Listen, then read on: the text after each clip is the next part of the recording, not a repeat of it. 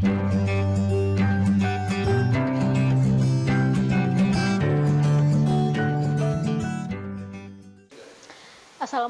warahmatullahi wabarakatuh. Bertemu lagi dengan saya, masih dengan membahas mengenai penganggaran perusahaan, kali ini di part 2. Adapun poin-poin yang akan saya bahas adalah yang pertama, capital budgeting, yang kedua adalah anggaran kas, yang ketiga proyeksi laporan keuangan, dan yang terakhir analisis anggaran. Poin yang pertama adalah capital budgeting. Capital budgeting adalah proses lengkap untuk menganalisis proyek dan menentukan proyek yang termasuk dalam anggaran modal atau seluruh proses perencanaan dan pengambilan keputusan mengenai pembayaran dana di mana periode pengambilan dana melebihi 1 tahun. Capital budgeting atau penganggaran modal ini bermanfaat untuk mengetahui kebutuhan dana yang lebih rinci karena dana yang terikat jangka waktu lebih dari 1 tahun. Hal ini dilakukan agar tidak terjadi over investment atau under investment. Selain itu juga capital budgeting ini dilakukan untuk mencegah terjadinya kesalahan dalam decision making. Nah, proses capital budgeting ini terdiri dari 5 langkah yang saling berkaitan, yakni yang pertama, pembuatan proposal. Proposal penganggaran barang modal dibuat di semua tingkat dalam sebuah organisasi bisnis untuk menstimulasi aliran berbagai ide. Banyak perusahaan menawarkan penghargaan berupa uang tunai untuk beberapa proposal yang diadopsi. Yang kedua adalah kajian dan analisa. Proposal penganggaran barang modal secara formal direview dalam rangka mencapai tujuan dan rencana utama perusahaan, dan yang paling penting untuk mengevaluasi kemampuan ekonominya. Biaya yang diajukan dalam benefit yang diestimasikan dikonversikan menjadi sebuah cash flow yang sesuai. Bermacam-macam teknik capital budgeting dapat diaplikasikan untuk cash flow tersebut untuk menghitung tingkat keuntungan dari investasi. Berbagai macam aspek resiko diasosiasikan dengan proposal yang akan dievaluasi. Setelah analisis ekonomi dibuat lengkap diiringi dengan data tambahan dan direkomendasi yang ditujukan untuk para pengambil keputusan. Yang ketiga adalah pengambilan keputusan. Besarnya sejumlah dana yang dikeluarkan dan pentingnya penganggaran barang modal menggambarkan tingkat organisasi tertentu untuk membuat keputusan penganggaran. Perusahaan biasanya mendelegasikan kewenangan penganggaran barang modal sesuai dengan jumlah uang yang dikeluarkan. Secara umum, jajaran direksi memberikan keputusan akhir untuk sejumlah tertentu penganggaran barang modal yang dikeluarkan.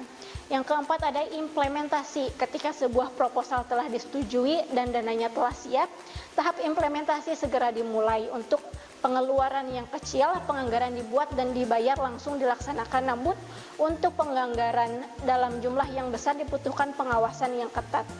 Dan yang terakhir ada follow up atau tindak lanjut. Setelah diimplementasikan, maka perlu dilakukan monitoring selama tahap kegiatan operasi berjalan dari proyek tersebut.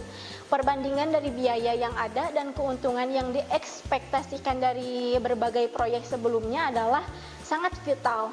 Ketika biaya yang dikeluarkan melebihi anggaran biaya yang ditetapkan, harus segera dilakukan tindakan untuk menghentikannya. Apakah dengan meningkatkan benefit atau mungkin menghentikan proyek tersebut. Yang selanjutnya ada anggaran kas. Poin yang kedua adalah anggaran kas. Anggaran kas dapat diartikan sebagai sebuah alat yang digunakan oleh perusahaan untuk perkiraan arus kas, di mana besaran arus kas yang diperkirakan tersebut akan terjadi pada waktu atau periode tertentu, sehingga ada yang disebut dengan estimasi yang berlaku untuk penentuan arus kas. Penentuan ini bertujuan untuk mengetahui apakah anggaran perusahaan cukup atau tidak. Penilaian anggaran ini akan diuji dan dikelola sehingga memberikan kepastian untuk memenuhi kebutuhan operasional suatu perusahaan atau tidak. Namun, penggunaan anggaran kas sebagai alat ini hanya untuk memperkirakan dana yang dibutuhkan dalam jangka waktu tertentu dengan tujuan untuk memenuhi kebutuhan-kebutuhan perusahaan. Manajemen biasanya mengembangkan anggaran kas setelah anggaran penjualan, pembelian, dan belanja modal dibuat. Anggaran ini perlu dibuat sebelum anggaran kas untuk memperkirakan secara akurat bagaimana kas akan terpengaruh selama periode tersebut. Ada 3 metode dalam penganggaran kas, yaitu yang pertama metode penerimaan dan pembayaran. Dengan metode ini, anggaran kas disusun berdasarkan kolom. Ada 2 bagian. Bagian pertama adalah tanda terima dan bagian kedua adalah pembayaran. Total penerimaan ditambahkan dengan saldo awal kas dan dikurangi pembayaran untuk mendapatkan saldo akhir kas. Jika penerimaan lebih dari pembayaran, ada surplus uang tunai pada akhir bulan dan sebaliknya. Yang kedua ada metode untung dan rugi yang disesuaikan. Metode ini juga disebut laporan arus kas. Jenis anggaran ini disiapkan untuk jangka panjang, memberikan lebih banyak rincian pendapatan dan pengeluaran sehubungan dengan perencanaan jangka panjang. Keuntungannya dianggap setara dengan kas. Meskipun penerimaan dan pembayaran uang tunai tidak menjadi pertimbangan, tetapi hanya mempertimbangkan transaksi non-tunai untuk menyiapkan anggaran tunai dengan metode ini.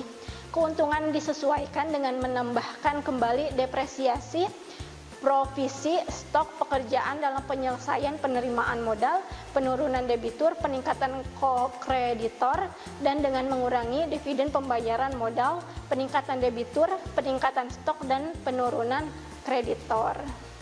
Dan yang terakhir, yang ketiga ada metode neraca.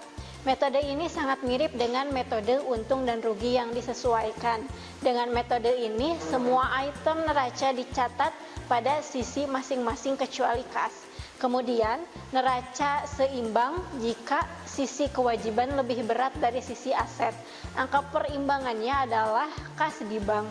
Demikian juga, jika sisi aset lebih berat dari sisi kewajiban, angka perimbangannya akan overdrive, yang merupakan perpanjangan kredit dari bank yang diberikan ketika saldo dalam rekening mencapai 0. Dan yang poin selanjutnya adalah proyeksi laporan keuangan. Proyeksi keuangan merupakan perencanaan keuangan perusahaan untuk di masa mendatang dengan berlandaskan pada laporan keuangan tahun yang lalu. Perlu diketahui bahwa laporan keuangan yang masih dalam bentuk perencanaan, maka di dalam laporan keuangan tersebut harus dicantumkan kata pro forma yang mempunyai arti bahwa laporan keuangan menunjukkan ikhtisar kondisi keuangan perusahaan yang belum dilaksanakan. Informasi yang di dalamnya masih dalam bentuk proyeksi atau perencanaan mengenai kondisi keuangan di masa yang akan datang. Ada beberapa proses dalam penyusunan proyeksi, diantaranya adalah yang pertama, interaksi proyeksi dibuat dengan mengkombinasikan antara proposal investasi dan pilihan pendanaan yang digunakan. Yang kedua adalah pilihan alternatif atau option. Proyeksi yang dibuat dengan memberikan kesempatan perusahaan untuk menentukan beberapa alternatif pilihan berdasarkan skenario yang telah ditentukan. Yang ketiga ada kelayakan. Proyeksi harus dibuat dengan pertimbangan akal sehat dan sesuai dengan kondisi dan kemampuan perusahaan. Yang keempat adalah hindarkan kejutan. Tidak seorang pun yang ingin gagal dan merencanakan untuk gagal. Kelemahan dalam model proyeksi keuangan adalah yang pertama, model proyeksi keuangan tidak mengindikasikan kebijakan keuangan mana yang paling baik, namun hal menggambarkan beberapa alternatif kondisi. Yang kedua, banyak simplikasi dari keadaan sebenarnya, sedangkan keadaan sebenarnya dapat berubah menjadi hal yang tidak diduga sebelumnya. Dan yang ketiga, tanpa perencanaan jangka pendek perusahaan seperti dalam laut yang berombak tanpa kemudi untuk pegangan. Perencanaan keuangan harus diterjemahkan dalam detail anggaran keuangan dan operasi. Dan poin selanjutnya adalah analisis anggaran. Analisis adalah proses pemecahan suatu masalah kompleks menjadi bagian-bagian kecil sehingga bisa lebih mudah dipahami. Sedangkan anggaran merupakan sebuah rencana yang disusun secara sistematis dalam bentuk angka dan dinyatakan dalam unit moneter yang meliputi seluruh kegiatan dalam sebuah perusahaan atau organisasi untuk jangka waktu atau periode tertentu di masa yang akan datang. Tahap-tahap analisis anggaran. Yang pertama ada siapkan data-data anggaran dan laporan realisasi anggaran. Kedua, bandingkan data-data realisasi anggaran dengan anggarannya untuk setiap item yang sama. Yang ketiga, hitung selisih anggaran. Yang keempat, hitung persentase tingkat ketercapaian anggaran. Dan yang kelima, lakukan analytical prosedur dengan pembuatan rasio-rasio kinerja. Sekian pembahasan mengenai penganggaran perusahaan. Mohon maaf apabila banyak kesalahan. Wassalamualaikum warahmatullahi wabarakatuh. Kunjungi sosial media lainnya seperti website kami di pkbmalkata.com, Facebook PKB Malkata Manunjaya, Instagram PKB Malkata _official.